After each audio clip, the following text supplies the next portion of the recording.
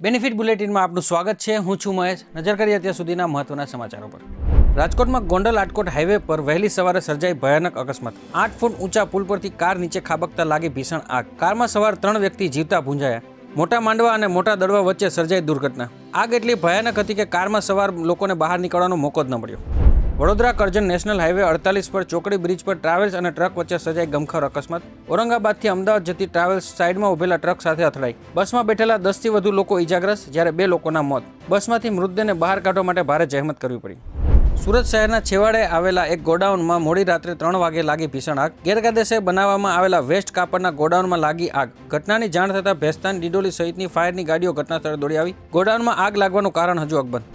સોના અને ચાંદીની સતત વધતી કિંમત પર લાગી બ્રેક। એક જ દિવસમાં ચાંદીમાં આવ્યો 24,000નો કડાકો, તો બીજી તરફ સોનાના ભાવમાં પણ જોવા મળી રહ્યો છે 8,000નો કડાકો। હાલ સોનાનો પ્રતિ 10 ગ્રામનો ભાવ 6%ના ઘટાડા સાથે 1,78,000ની આસપાસ ટ્રેન્ડ કરી રહ્યો છે, જ્યારે ચાંદી 5%ના ઘટાડા સાથે પ્રતિ કિલો 3,78,000ની આસપાસ ટ્રેન્ડ કરી રહ્યું છે। તો આ હતા અત્યાર સુધીના મહત્વના સમાચાર। આવા સમાચારો જાણવા માટે આપ જોડાયેલા રહો બેનિફિટ ન્યૂઝ સાથે।